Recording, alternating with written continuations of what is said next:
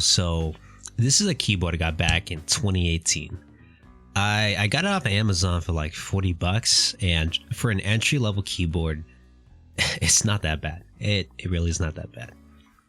Now, before I get into the video, a quick disclaimer. This is literally the first time I've done a project like this, so the video is not going to be a tutorial or a guide, but more of a, a video log, so I can go back and rewatch this. It's going to be mostly for me, so. However, if you have any tips or see any mistakes, feel free to let me know in the comments. Now, when I bought this keyboard at the time, it was called a Tomoko Tankuless mechanical keyboard. Now I believe the brand's changed to like Pictech or something like that. Anyways, this keyboard comes with Outemu Blue switches, which offer that super clickety-clack kind of sound.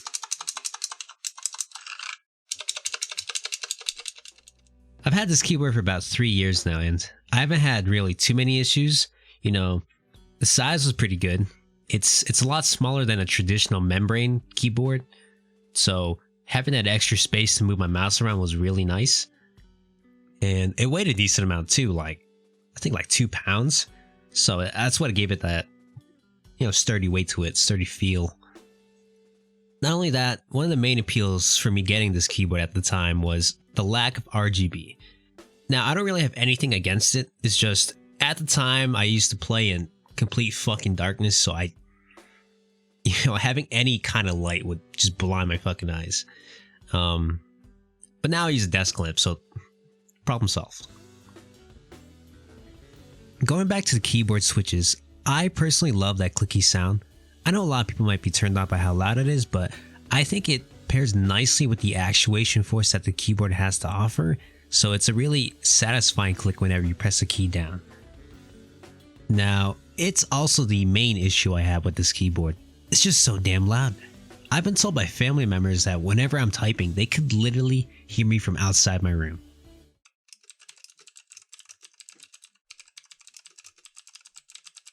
Or whenever I'm streaming a game, you could literally hear the clicks bleeding into my mic. Oh my god. Brim's ding. Tight right. Gone. It's pretty fucking obnoxious. As a result, I had to buy a Ducky 1 Mini 2 keyboard. It's a 60% keyboard with silent red RGBs. Those work like a charm. I don't hear any noise when I'm playing. Yeah, you might be wondering why I don't just buy a new one. I don't really want to buy another keyboard after I just bought my 60%. In hindsight, I should have got a 75%, but it is what it is. So this keyboard's still working fine. I don't want to just waste it, so I thought maybe modding it would breathe some new life into it. So I've always wanted to mod my keyboard. The only biggest issue I had was having to desolder everything. I don't have too much experience soldering. I just have really I've only done a few things. I've only desoldered a few things and whatnot. So either way, desoldering an entire PCB of 87 plus keys is very intimidating, and that's what put me off for a long time. But I thought about it, since we're in a pandemic, I'm not exactly doing anything at home. I might as well just suck it up and just go for it.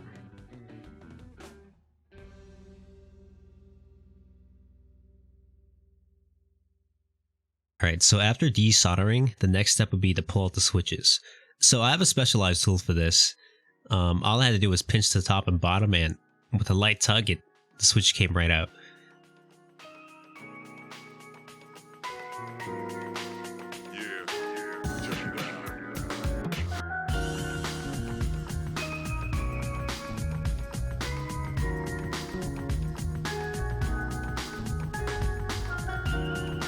One of the mistakes I made here was I put too much strength into it, so I broke the top part. You want to be really careful because they're so fucking fragile. Alright, so before I do anything else, I want to use a soldering wick to desolder any excess solder on the backside. This is just to clean up the board on the back.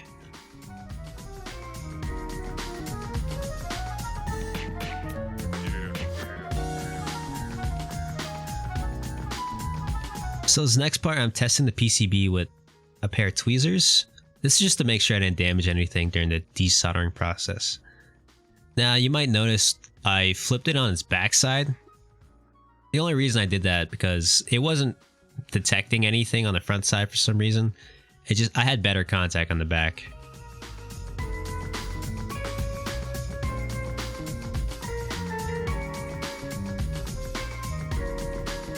Alright, so next are the switches. These are Novelkey Cream switches. These are linear switches, about 55 grams of actuation force. The main appeal from what I could see was they're super buttery smooth. So I have a specialized tool here. This is a switch opener. So all you do is put the switch on top, give it a light push, and the switch comes right apart. Very handy, very handy. So you could probably guess the next part, but I had to take apart 87 switches. It only took like 15 minutes, but it was pretty tedious. Yeah, so if that was tedious, this part is just a fucking nightmare. We're talking about lubing 360 plus parts. This took about 3 fucking hours or so. And I spaced it between 2 days because it was just so mind-numbing doing this. I had to have music or some kind of stream on just to keep my focus. Otherwise, I was practically falling asleep. And what's fucked up about this part is I think it's the most important part. The key to having a nice sounding keyboard is having lube switches. And not doing this is just the reason your keyboard doesn't sound nice. So, no matter what you do, this is the most essential part, and you're always going to have to do it if you're going to want that nice sound.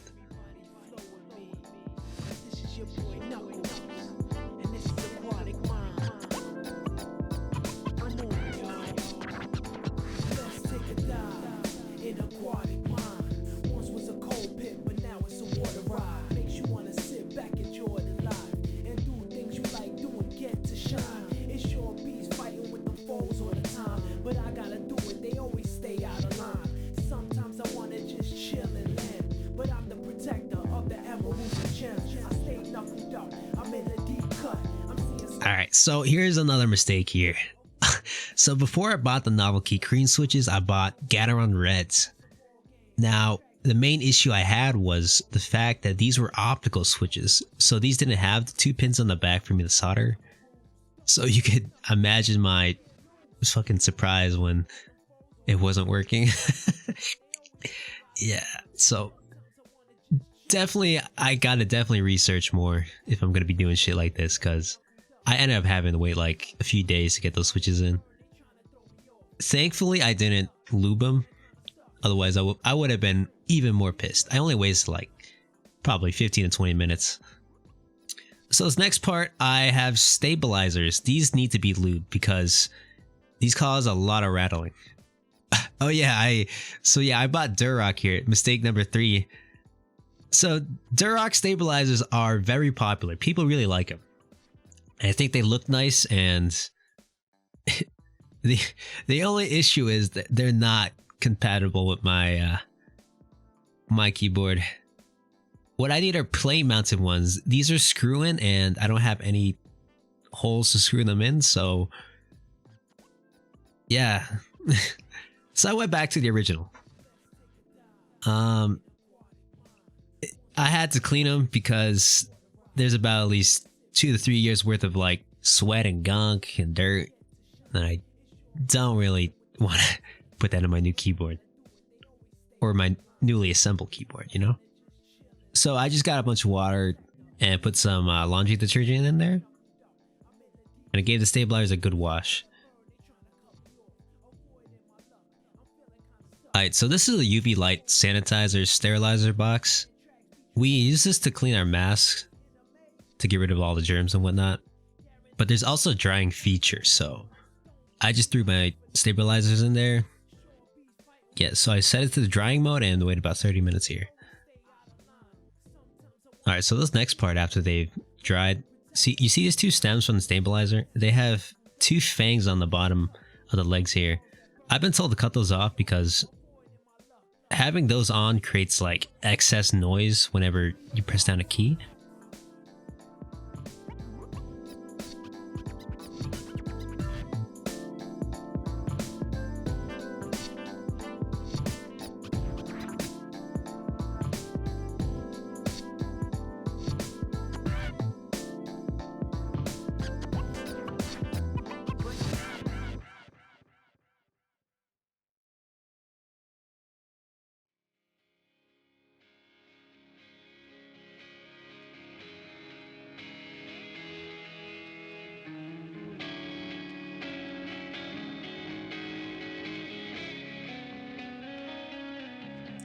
Alright, so this next part I want to prepare the case. I'm going to be repainting this into a different color other than black to match the aesthetic of the keycaps that I have, which I'll show a bit later. I'm just doing a light sanding, about 400 grit, just to like scuff off the surface to give the primer something to grab at. I'm also taping up the edges here because the paint adds like an extra layer that could fuck with the fitting of the case, so I just want to make sure everything is nice and tight there. So for paint, I got a primer coat. Next, I also have another primer, but I'm only interested in the flat gray color. I'm just going to use that as a base coat. And I have a satin clear coat that will be going on top. Alright, so this is another mistake on my part. Don't ever fucking paint in the winter. Make sure you do all your projects in the spring or summer in a place that's nice and warm. Painting in the winter just makes everything 100 times harder. I have to make sure all the paint's warm. I have to make sure the objects I'm painting is warm too, so I put those on the radiator and shit. And now once I got outside, I literally had 30 seconds to a minute to paint this before the paint started freezing up and flaking. You can imagine how fucking stressful that is. I didn't really have time to make sure every spot was perfectly coated. I did about 3 coats of primer. Now, in between every coat, I made sure to use about 1,000 grit sandpaper to lightly sand the surface here. Alright, as you can see, the result is a really nice finish.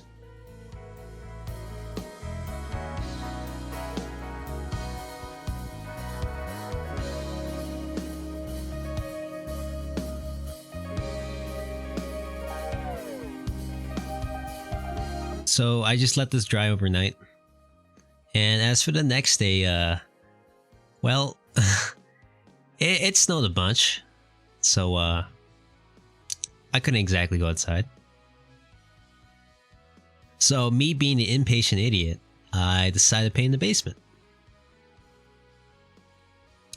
I made sure to have the window open, the door open to have some airflow, but yeah, I really make sure you have a mask for this part because holy shit, it smelled so bad.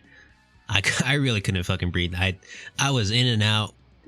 Every coat, I just ran away.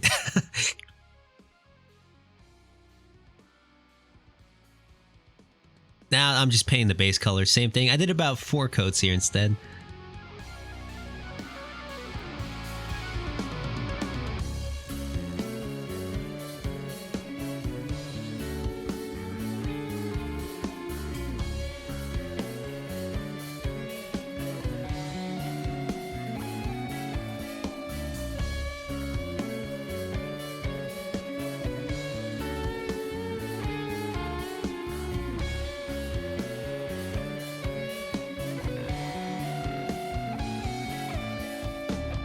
And finally, I did about 4 coats of the clear coat.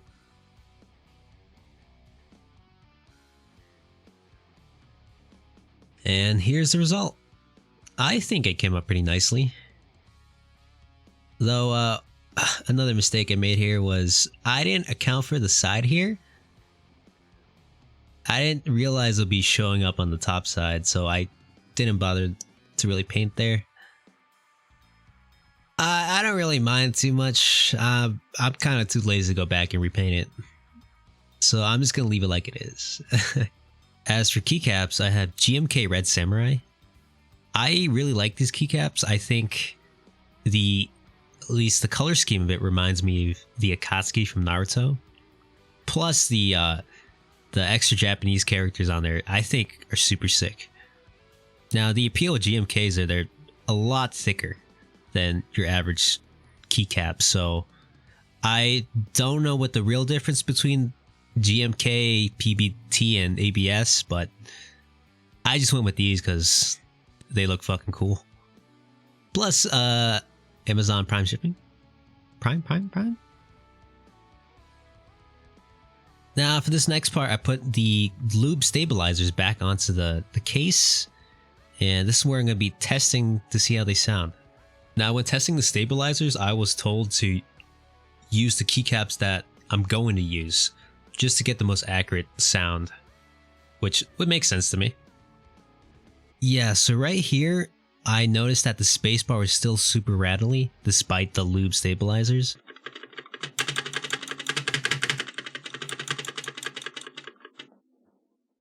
So to fix it, I was told using a small piece of paper here and placing it underneath the stabilizer would fill in the small gaps, causing it to rattle.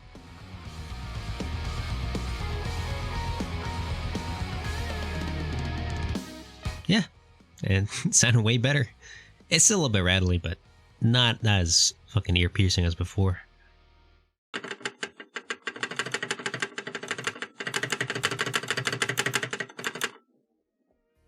Next, I'm preparing to resolder everything, so I'm gonna have to put all the switches back into the PCB here.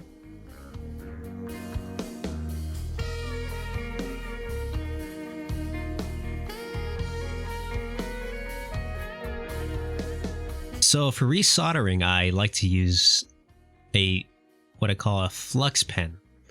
Basically what this does, it lubricates the area that you're gonna solder and allows for the solder itself to flow around the area a lot more easier. So it just makes soldering way easier, in my opinion.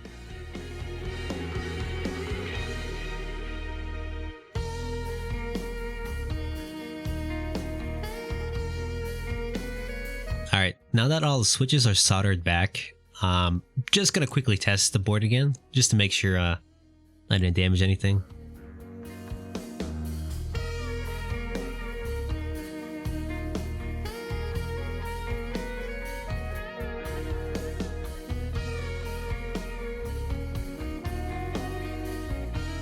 Oh yeah, so for this next part, I installed a piece of foam on the back of the case here. It's just a way to dampen the sound even further. And for the foam material, this is actually a yoga mat I had lying around that I hardly use. So I figured cutting a piece out would be fine since I didn't really have any foam lying around. And this was the only thing here, so... And, well, I think it worked pretty nicely. Though it was a little too thick at the bottom, so I had to cut half of it, which may mess with the noise, but overall I think it did its job. And yeah, that's the keyboard. It took me about 2 weeks to build this, and overall I'm pretty damn happy with it. Yeah, there's still a few scuff marks on the paint there, but you know, it is what it is. I don't really care anymore. I just really like how it looks. I like how it sounds, and you know, despite all the troubles I had, I think I'd probably do this shit again.